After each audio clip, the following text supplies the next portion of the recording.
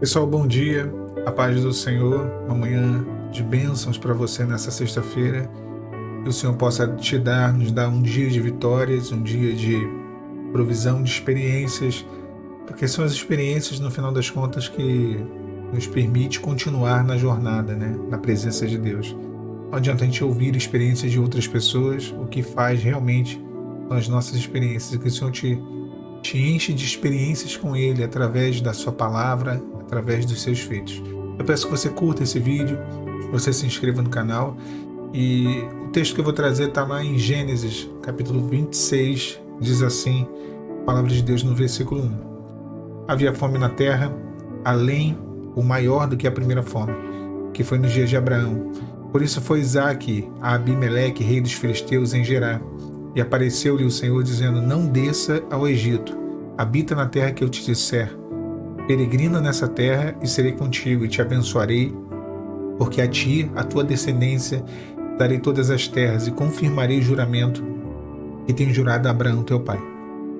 Lá no versículo 5 diz assim: Porquanto Abraão obedeceu a minha voz e guardou o meu mandamento, os meus preceitos e os meus estatutos, e as minhas leis.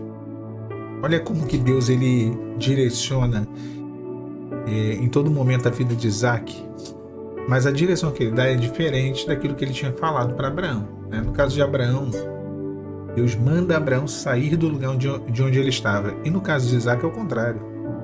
Deus manda Isaque continuar no lugar que ele estava. Havia uma grande fome, todo mundo descia para o Egito.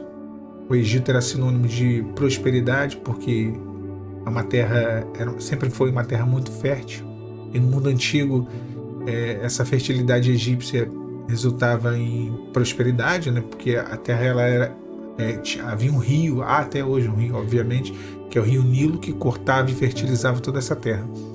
Então todo mundo estava descendo certamente para o Egito. Se Isaque olhasse para o lado de fora da sua tenda, ia ver várias caravanas passando, indo para o Egito. E se Deus falou para ele não descer, porque em algum momento veio a ele, no coração dele subiu o desejo de ir ao Egito. E o Senhor fala: não desça para o Egito. Continua: eu te prosperarei e eu te abençoarei na terra onde você está.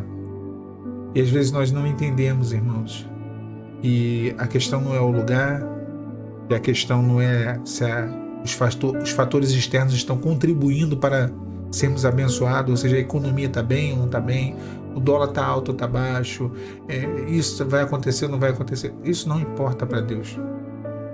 Isso para Deus é irrelevante. Se Deus falar para você: fica e eu vou te abençoar onde você está, Ele vai te abençoar.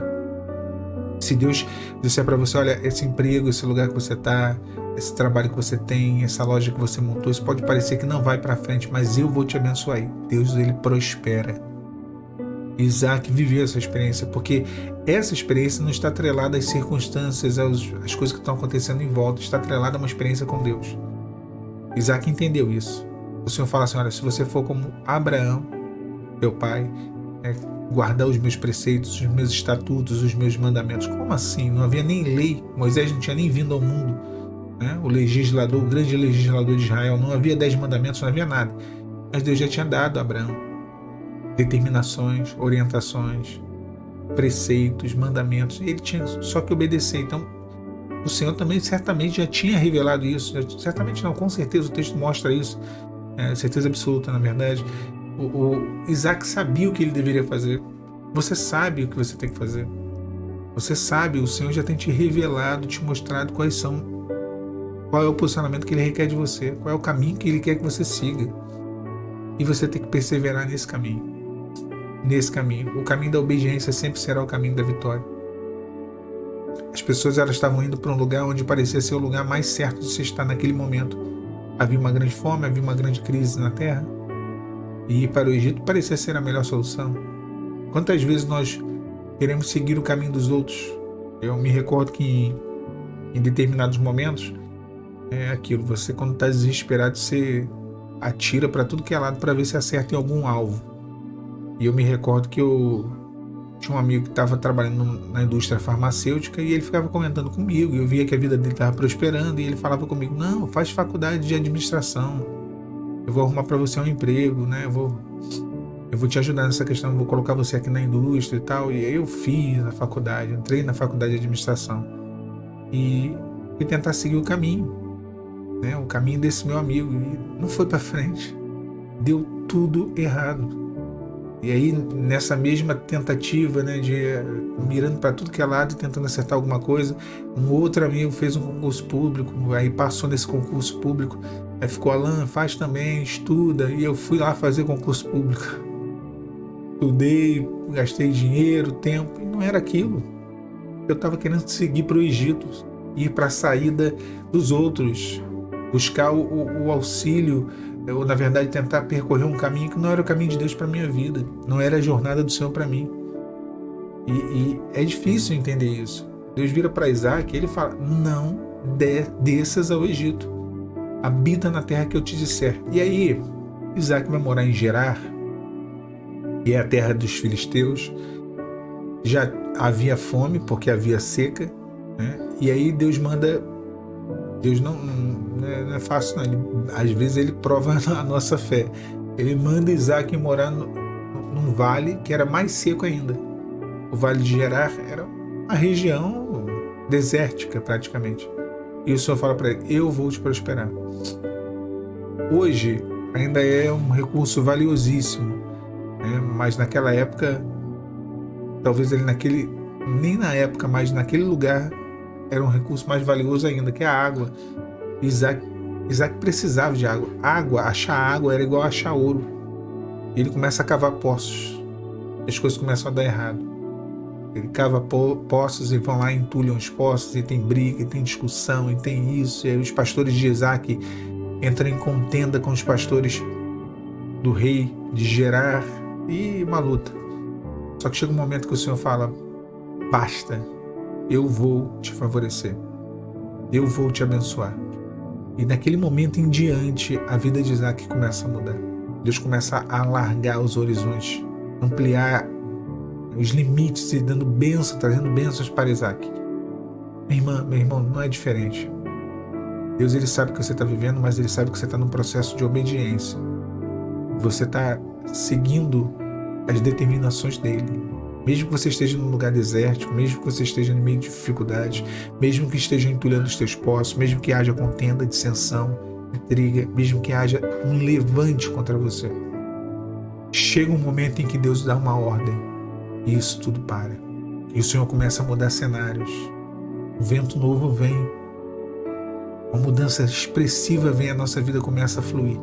Deus, ele manda te dizer nessa manhã de sexta-feira: vai chegar o tempo em que não entulharão mais os teus poços. Vai chegar um tempo em que não mais contenderão contra você e te pararão, te travarão, te impedirão de prosseguir. Não.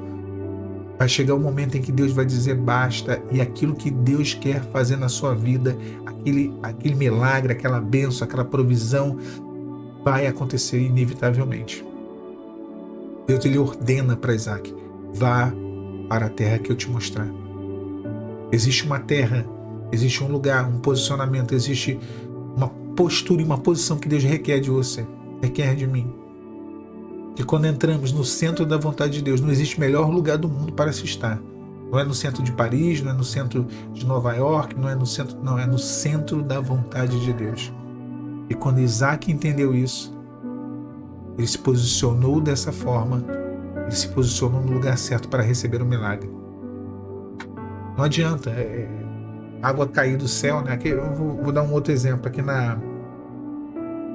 no Rio tem uma torneira da SEDAI, da Companhia de Água, e aí os caminhão-pipas tudo param lá perto da SEDAI e eles ficam se abastecendo.